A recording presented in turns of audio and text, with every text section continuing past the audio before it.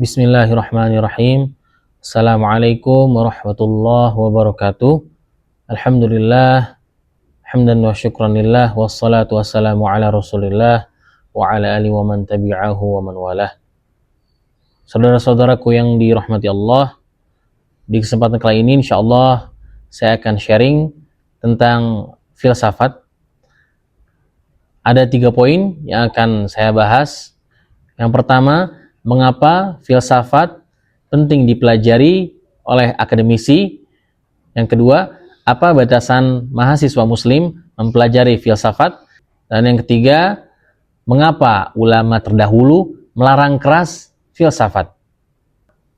Baik, yang pertama, mengapa filsafat penting dipelajari oleh akademisi? Filsafat penting bagi akademisi karena melatih pemikiran kritis, logis, dan kreatif, dan juga memperkuat landasan keilmuan, mendorong fleksibilitas berpikir, membekali pemahaman etika akademik, mengembangkan keterampilan komunikasi, serta memberikan perspektif luas tentang makna hidup, yang semua itu sangat penting untuk penelitian yang mendalam dan pengembangan diri di berbagai bidang profesional, sehingga menjadikan akademisi yang bertanggung jawab atas setiap ilmu. Yang kedua, apa batasan mahasiswa muslim dalam mempelajari filsafat? Bagi mahasiswa muslim, mempelajari filsafat pada dasarnya diperbolehkan, bahkan dianjurkan oleh beberapa ulama. Salah satunya ulama terkemuka yaitu Ibnu Rushd, dengan beberapa batasan dan syarat penting untuk menjaga akidah dan moralitas. Batasan-batasan itu diantaranya, yang pertama, tujuan yang benar. Filsafat harus dipelajari dengan tujuan untuk memperkuat iman, memperkokoh akidah, dan memahami ajaran agama secara lebih mendalam dan rasional, bukan untuk meragukan kebenaran wahyu. Yang kedua, landasan ilmu agama yang kuat.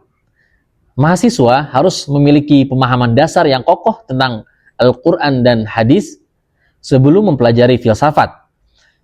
Ini semua berfungsi untuk menyaring atau memfilter, memilah-milah mana pemikiran filsafat yang sejalan dengan Islam dan mana yang bertentangan dengan Islam.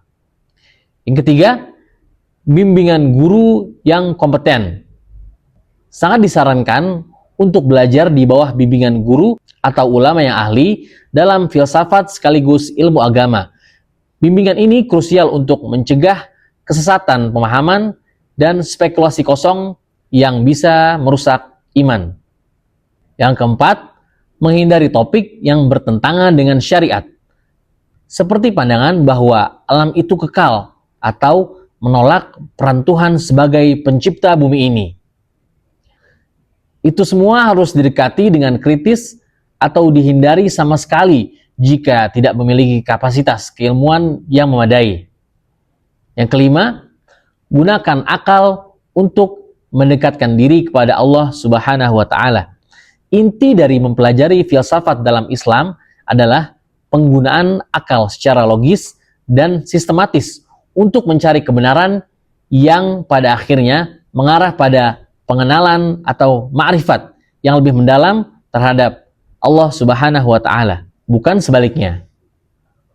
Dengan mematuhi batasan-batasan ini, mahasiswa muslim dapat memanfaatkan metode berpikir kritis dan rasional dari filsafat untuk menjadi intelektual muslim yang kokoh akidahnya dan relevan dengan tantangan zaman ini.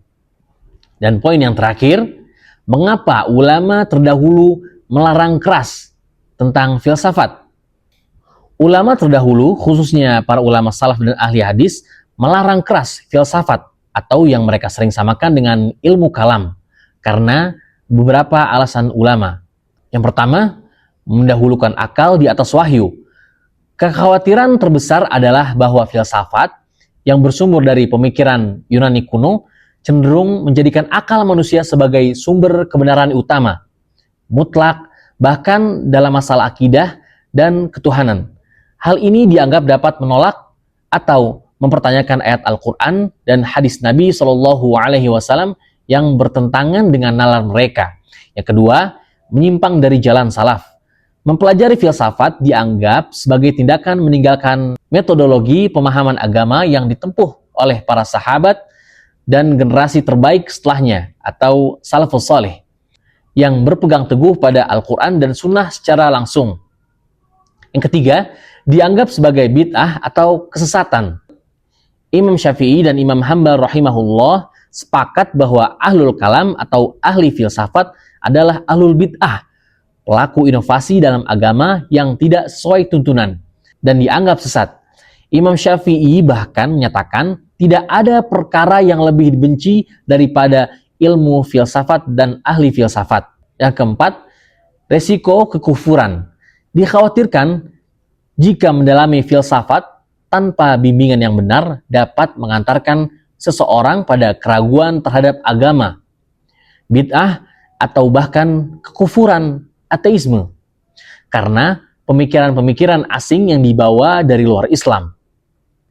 Maka dari itu, penting untuk dicatat bahwa pandangan ini merujuk pada filsafat Yunani klasik atau Yunani kuno yang belum tersaring atau terislamisasi sepenuhnya pada masa itu. Beberapa ulama lain seperti Ibnu Rushd dan Al-Ghazali, meskipun Al-Ghazali kritis terhadap aspek tertentu, berpendapat bahwa filsafat jika digunakan dengan benar dan berlandaskan syariat justru dapat memperkuat akidah dan dianjurkan dalam Islam. Allahu a'lam bishawab. Semoga bermanfaat. Barakallahu fikum. Wassalamualaikum warahmatullahi wabarakatuh.